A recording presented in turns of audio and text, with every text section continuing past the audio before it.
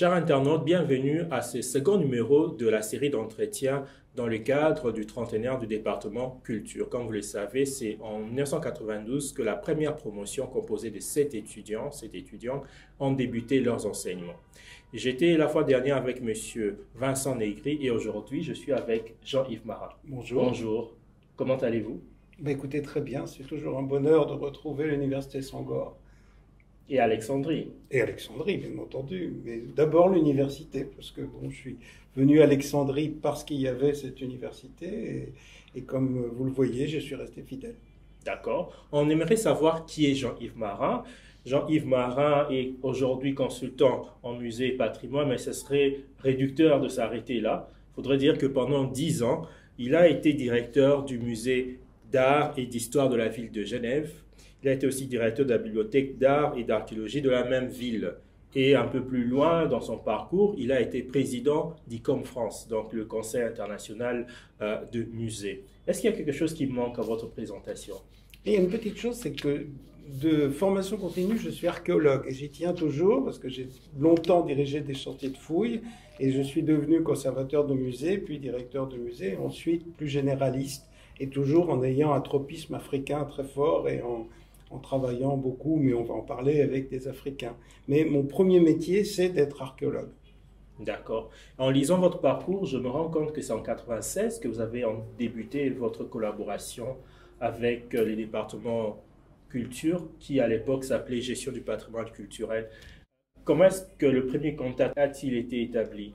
C'est presque une coïncidence. D'abord, c'est en 2 étapes. D'abord, je me suis vraiment intéressé au musée africain grâce à quelqu'un qui est devenu célèbre après, qui est Alpha Oumar Konaré, dont on a oublié qu'il a d'abord été directeur du musée de Bamako, l'ancien président malien, et qui m'a convaincu qu'il fallait aller travailler dans le cadre du Conseil international des musées en Afrique. Et puis après, j'ai rencontré Madame Gauthier à Paris, au ministère de la Culture, tout à fait par hasard, dame que je ne connaissais pas, qui est très convaincante et qui tout de suite m'a dit voilà, on organise ça, il faut qu'on travaille ensemble.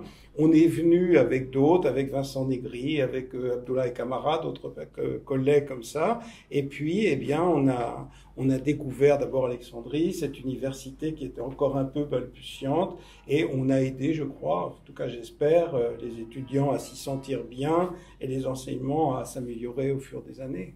D'accord. Et comment s'est établi un peu, comment s'est concrétisée cette collaboration? Quels ont été vos premiers enseignements? Alors l'enseignement, au départ, c'était de montrer, c'était plus tourné vers l'Europe, forcément, pour des tas de raisons historiques. Et très vite, on s'est aperçu que ça suffisait pas, qu'il fallait apporter la dimension africaine, qu'il fallait aussi montrer les organisations internationales qui, à ce moment-là, commençaient à avoir des programmes pour l'Afrique. Il y avait l'ICROM, il y avait l'ICOM, il y en avait d'autres. Et donc, moi, j'ai cherché ce qui pouvait être le plus utile, et j'ai articulé un cours sur la géopolitique des musées, relations Afrique-Europe, et relations avec le reste du monde. Et petit à petit, je l'ai fait évoluer. Je crois qu'en tout, j'ai dû le refaire complètement 4 fois. La dernière fois, c'est pour aujourd'hui, parce que les choses changent beaucoup.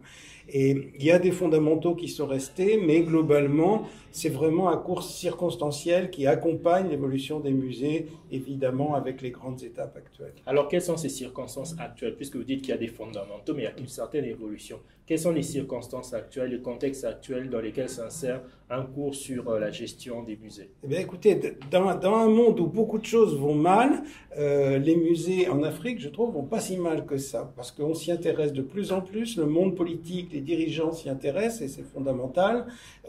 Et puis aussi, cette grande affaire des restitutions des biens culturels coloniaux se met enfin en place. Ça fait beaucoup d'années qu'on y pensait, qu'on militait pour ça. Moi, j'ai beaucoup écrit sur ce sujet-là. Et cette arrivée d'objets d'une part, mais aussi de réflexion commune avec les musées européens d'égal à égal, enfin, provoque un regain d'intérêt chez les jeunes professionnels.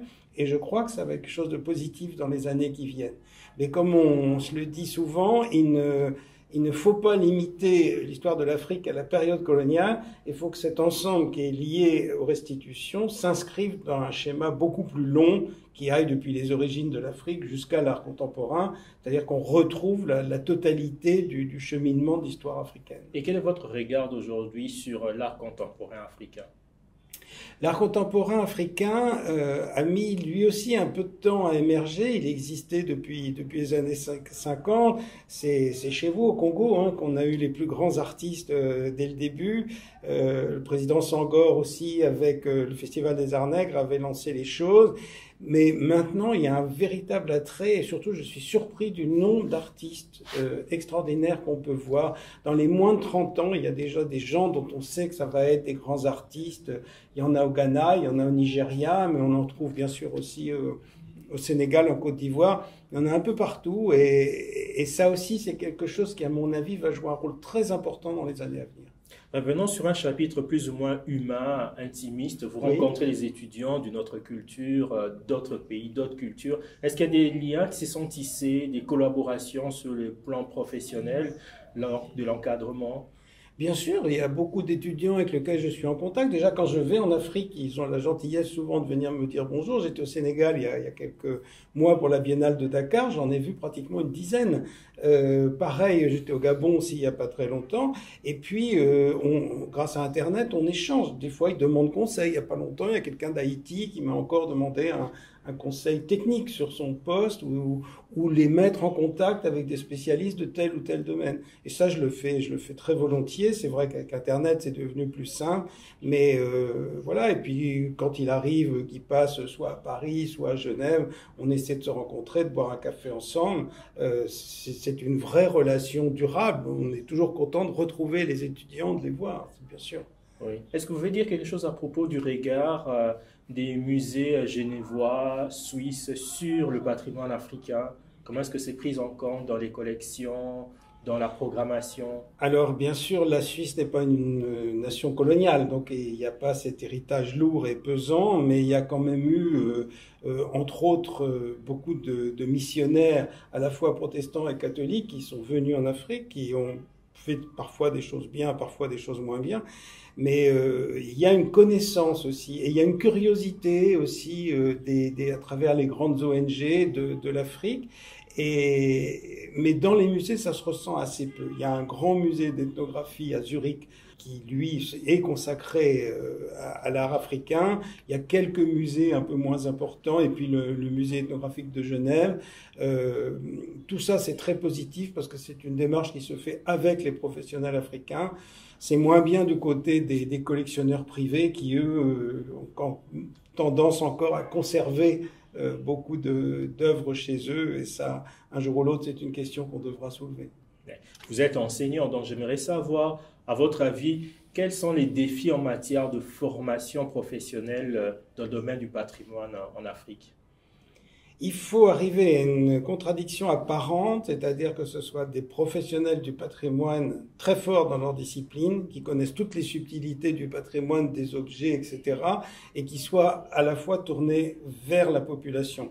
On fait des musées, non pas pour les touristes, on fait les musées pour sa population, pour les enfants, et donc il faut avoir la sensibilité quand vous êtes dans un musée, dans une ville, autour de vous, vous avez toute la population. Donc, il faut atteindre un degré de sensibilité pour comprendre ce dont les gens ont besoin.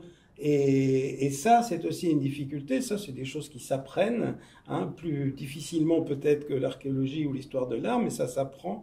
Et je pense que ça va être un des grands défis. Et puis, bien sûr, c'est classique, mais le numérique, parce que maintenant, le musée est mondialisé, on peut savoir aux quatre coins du monde quels objets sont conservés. Et là, plus les musées africains vont se mettre à niveau en matière de numérique, plus ils vont entrer dans le grand jeu international de travail sur les collections. Et ça, ça aussi, c'est extrêmement positif et c'est très attendu par la communauté des professionnels. D'accord. Pour terminer, le trentenaire du département culture coïncide avec le cinquantenaire sur le patrimoine mondial, culturel et naturel. Quel est votre point de vue? Qu'est-ce que cela vous inspire par rapport aux défis auxquels le monde fait face, aux défis de crise, de réconfiguration de l'ordre mondial.